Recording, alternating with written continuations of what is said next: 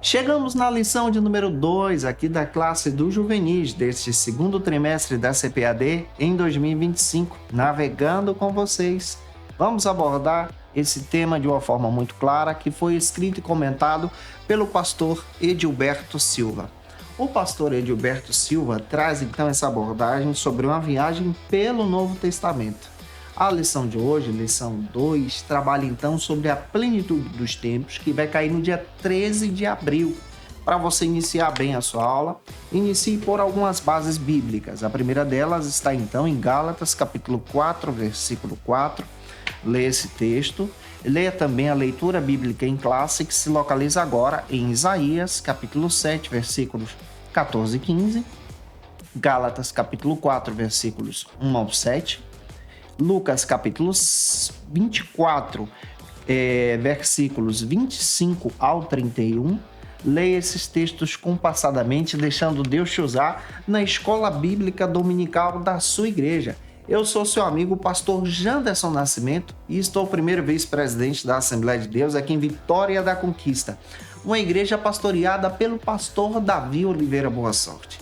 E é claro que eu espero muito que o Senhor Jesus fale com você através dessa lição. Aproveita, se inscreve no canal para você não perder nenhuma das nossas aulas, onde você vai encontrar o nosso material para a tua edificação. Você me encontra aqui pelo YouTube, pelo Spotify, pelo TikTok, pelo Instagram, muito fácil de achar. É só você procurar aí Janderson Nascimento EBD. Que Deus te abençoe, segue a gente, que essa aula seja uma bênção para o teu coração.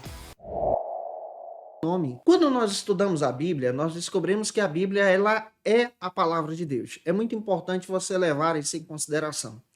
A partir do viés da teologia liberal, a teologia liberal ela defende que a Bíblia contém a palavra de Deus. Ou seja, em algumas partes da Bíblia é palavra de Deus, em outras não. Nós não defendemos isso. Nós, crentes pentecostais, não acreditamos nessa linha de pensamento. A nossa linha de pensamento defende que toda a Bíblia é palavra de Deus. De Gênesis a Apocalipse é palavra de Deus.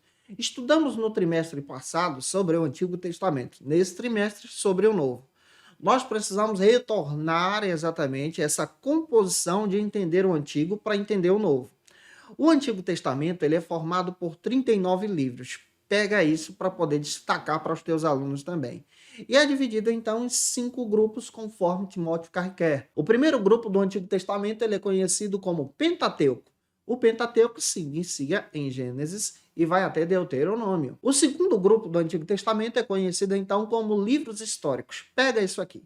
Ele se inicia, então, no livro de Josué, e vai até o livro de Esther. É um conjunto de 12 livros. O terceiro conjunto, o terceiro bloco do Antigo Testamento são, então, os livros poéticos, que começam com Jó e vão até Cantares de Salomão. O quarto conjunto do Antigo Testamento é conhecido agora como os profetas maiores, como nós já estudamos aqui.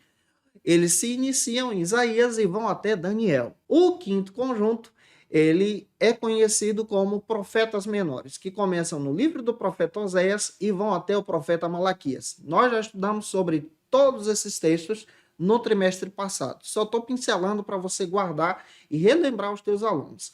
Agora, no Novo Testamento, vamos apresentar a seguinte divisão. O Novo Testamento ele é formado por 27 livros. Pega isso.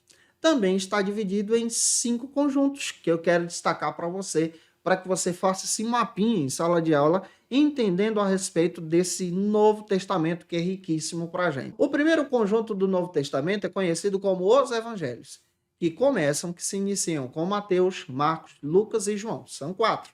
Você pode registrar isso aí e apresentar em sala de aula. O segundo conjunto do Novo Testamento é conhecido como História.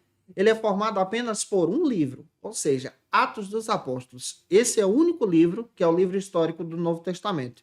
Diferente do Antigo, que tem 12.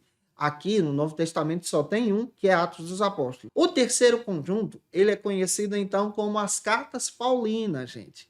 As Cartas Paulinas, Paulo escreveu, se você não sabe, 13 epístolas no Novo Testamento. Essas 13 epístolas estão presentes na Bíblia. Começam em Romanos e vão até Filemão.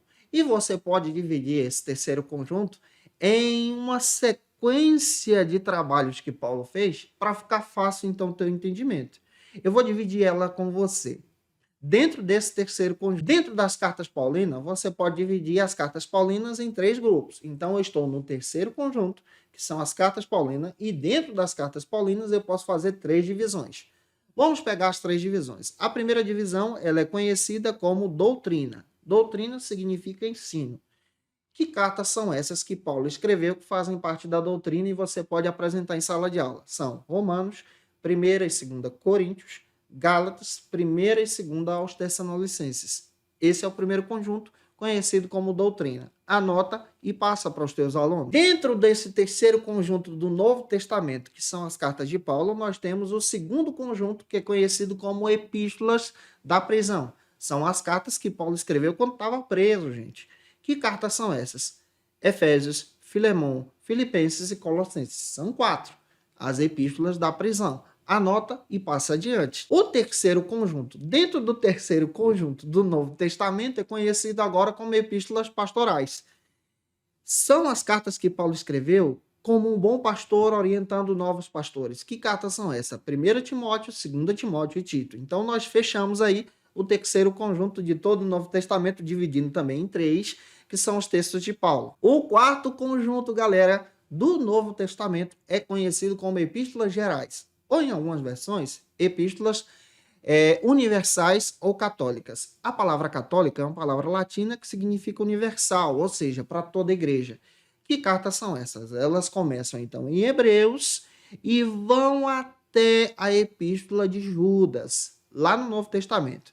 Quem é que entra? Hebreus, Tiago, 1 de Pedro, 2 de Pedro, aí vem 1 João, 2 João, 3 João e Judas. Fechando então todo o conjunto das epístolas gerais do Novo Testamento. O último conjunto do Novo Testamento é um conjunto de um livro só, que é conhecido como o conjunto da revelação. Quem é que entra aqui? Apocalipse. Hoje nós vamos estudar sobre essa formação então do Novo Testamento. A plenitude dos tempos, ela acontece exatamente para preparar o caminho para o nascimento de Jesus, para a encarnação de Jesus. Gente, a doutrina da encarnação, ela é tão fundamental como a doutrina da ressurreição. A doutrina da encarnação de Jesus Cristo nascendo em forma humana é exatamente esse exemplo fundamental de entendermos que em Cristo agora nós temos uma nova vida. Olha o que eu estou dizendo, é encarnação, não é reencarnação. Reencarnação é a doutrina espírita e a gente não defende isso. O que nós ensinamos é a doutrina da encarnação. Cristo, sendo Deus, se fez em forma humana, se tornou humano. João, capítulo 1, versículo 14. Ele nasceu. E ele nasceu no momento certo, na hora certa. A morte de Cristo aconteceu no momento certo, na hora certa. A ressurreição de Cristo aconteceu no momento certo, na hora certa. E a Bíblia chama isso de plenitude dos tempos.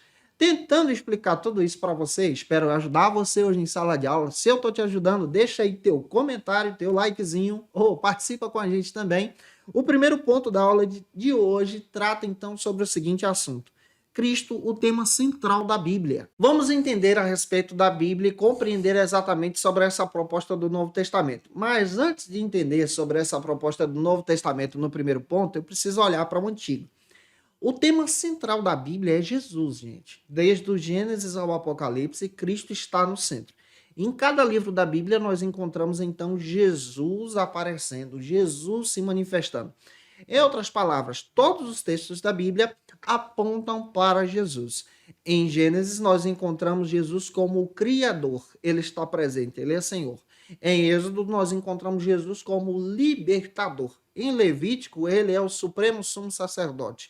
Você observa isso dentro da Bíblia, em cada texto, apontando então para Jesus. Os profetas do Antigo Testamento fizeram questão de falar a respeito do nascimento do Messias, que é Jesus, e eles destacaram o local, eles destacaram características, então, desse nascimento, como esse nascimento ocorreria, que seria um nascimento onde Cristo se encarnaria de forma espetacular a partir de uma virgem, nasceria a partir de uma virgem. A Bíblia também destaca para a gente a respeito desses aspectos do seu nascimento, além do que? Da sua vida, morte, e a Bíblia também aponta para a sua ressurreição.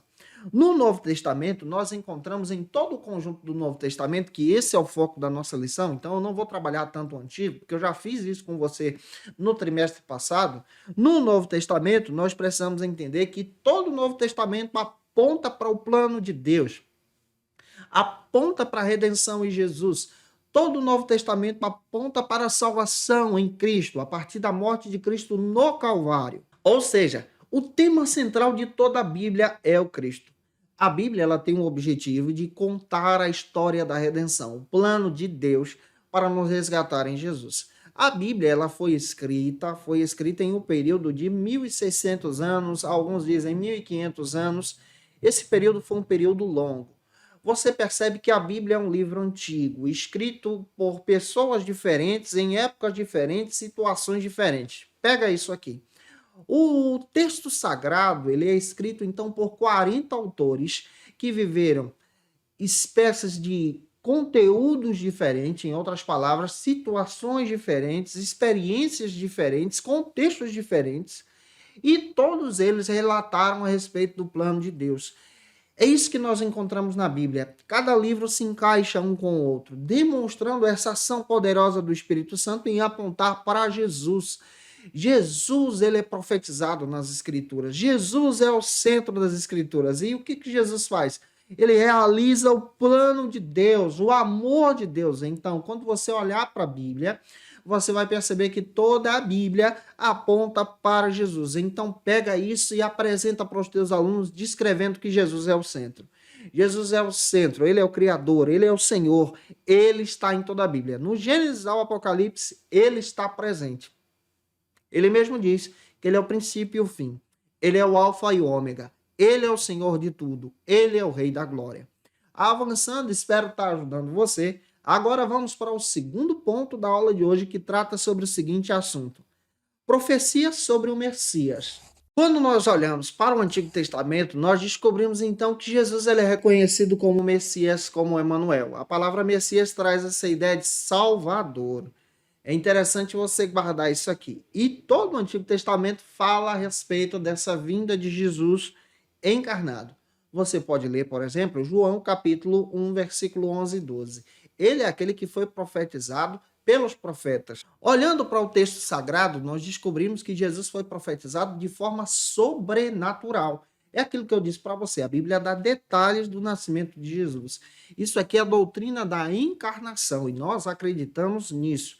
Vamos detalhar isso para você. O primeiro subtópico destaca que Jesus nasceria de uma virgem. Isaías capítulo 7, versículo 14. Lê esse texto. Você vai perceber que o profeta Isaías, 800, 700 anos antes do nascimento de Jesus, disse que Jesus nasceria de uma virgem. Quando você lê Mateus capítulo 1, Lucas capítulo 1, você percebe os detalhes desse nascimento. Cumprindo então a profecia de Isaías a respeito do nascimento de Cristo, que Cristo nasceria de uma virgem, demonstrando exatamente essa descendência, essa linhagem real do Messias com Davi, porque Maria ela é descendente de Davi. Lucas me dá essa informação, Mateus também conta sobre isso, e demonstrando a sua linhagem agora como Deus. O Mateus deixa isso claro também. Esse Jesus que é 100% humano, pela linhagem humana, e 100% Deus também. Lucas capítulo 1, versículos 26 ao 31, destaca que o anjo Gabriel traz a informação para Maria, descrevendo que ela seria agraciada, bem-aventurada, por receber sobre si exatamente o nascimento do Messias, ser aquela que conceberia o Messias, Jesus, o Emanuel, Deus conosco. A própria Bíblia fala a respeito desse desejo de Deus. E o que Maria faz? Maria, ela destaca lá no capítulo 1, versículo 38 de Lucas, que seja feita a tua vontade sobre mim, que seja feita a vontade de Deus. Ela é obediente e ela aceita esse chamado.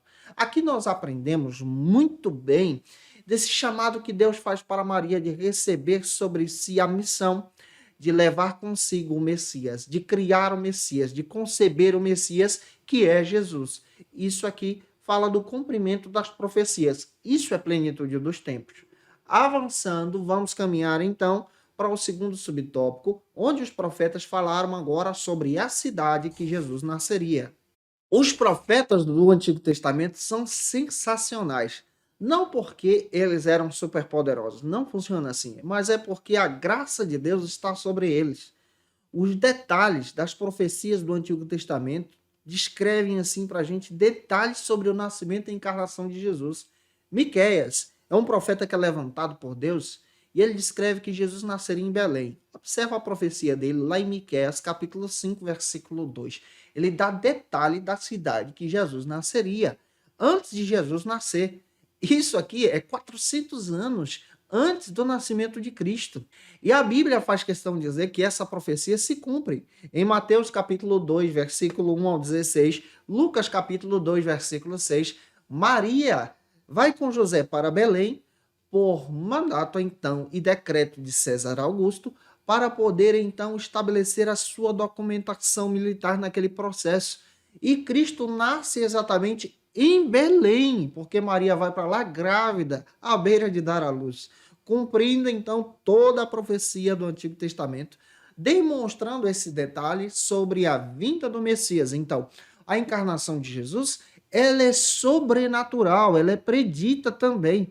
Vamos analisar detalhando um pouco mais sobre isso agora no terceiro subtópico, onde nós vamos entender sobre o seguinte argumento: Deus então conosco. Isaías 7,14 diz que Jesus se chamaria Emanuel. A palavra Emanuel, em hebraico, traz esse sentido de Deus conosco. Mateus capítulo 1, versículo 22 e 23, fala do cumprimento, então, dessa profecia. Jesus é esse Deus encarnado conosco, esse Deus presente entre nós, esse Emanuel, o Todo-Poderoso. O João, capítulo 1, ele faz questão de dizer no versículo 14, Cristo é esse Deus encarnado que se fez carne, habitou entre nós. E nós vimos a sua glória como unigênito do Pai. Jesus é esse Deus que revela então essa glória. O João também destaca, lá no capítulo 1, versículo 1 ao 3, que Jesus ele é o verbo é Deus. Ele destaca, olha, esse verbo se fez carne e habitou entre nós. Ele estava conosco, nós vimos a sua glória, está presente em todo o capítulo 1 de João, destacando essa presença de Jesus em nosso meio, entre nós humanos, para cumprir todo o projeto de Deus em nos resgatar a partir da leitura do Novo Testamento. Te ajudando e avançando, o quarto subtópico trata agora sobre o seguinte assunto: a perseguição ao nascer. O profeta Oséias e Jeremias relatam a respeito da perseguição que se levantaria contra Jesus em seu nascimento. Cristo ele foi perseguido por Herodes, Herodes o Grande, que tenta então perseguir o Cristo em seu nascimento. Isso está demonstrado em Mateus capítulo 2, versículos 13 a 18. É por decreto de Herodes que há então a morte e o assassinato dos inocentes. A própria Bíblia fala sobre isso. Ele manda matar todas as crianças, os meninos de 2 anos para baixo, por causa do seu desejo desenfreado de governar a Judéia e matar exatamente todo e qualquer que se levantaria para poder tomar o trono no seu lugar. O profeta Jeremias profetizou sobre isso lá em Jeremias 31:15. Você percebe o cumprimento dessa profecia em Mateus? Você percebe também o Oséias destacando exatamente em Oséias capítulo 11, versículo 1, descrevendo que a fuga de Jesus para o Egito é por parte de Deus. Deus providenciou o livramento de Jesus para o Egito, e isso se cumpre lá em Mateus capítulo 2,15, quando Herodes se levanta para matar os habitantes de Belém, as crianças recém-nascidas. Jesus então escapa, sendo levado por seu pai José para o Egito, e lá ele permanece até amadurecer.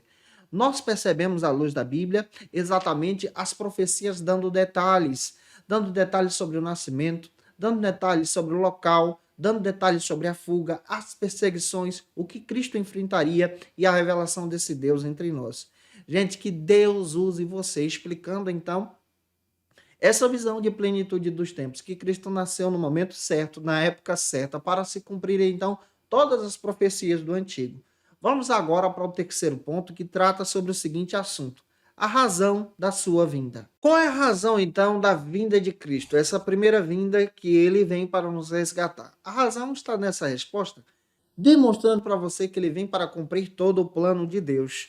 Toda a humanidade já estava sendo guiada pelo pecado a podridão do pecado, então, estava afastando a humanidade da presença de Deus, então Cristo vem para cumprir o plano de resgate. No momento certo, como está escrito lá em Mateus capítulo 15, versículos 23, 24 e João capítulo 21, versículo 25. Ele vem para estabelecer, então, o plano de restauração, estabelecer o amor de Deus em nosso resgate no Calvário. José tem um sonho sobre isso. Mateus capítulo 1, versículo 20 e 21. Está escrito que ele vem para salvar. Cristo veio para obedecer o plano do Pai. As profecias a respeito desse plano é descrita desde o proto-evangelho, lá em Gênesis capítulo 3, versículo 15. Efésios 1:4 destaca que Deus nos amou primeiro para estabelecer então esse plano de restauração ao nosso coração. Quando nós olhamos para a Bíblia, então, a partir da ótica do Novo Testamento, Jesus vem para nos salvar. Jesus vem para resgatar você.